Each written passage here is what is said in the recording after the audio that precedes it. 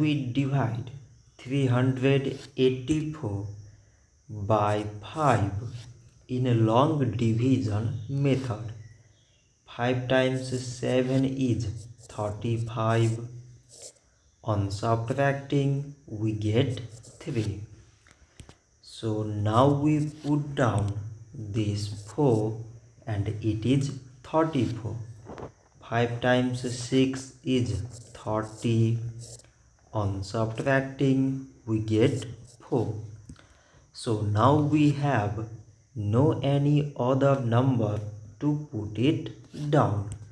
So we take here decimal so that we put 0.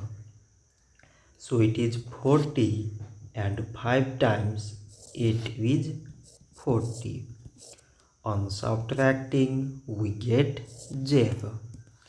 So 384 divided by 5 is 76.8.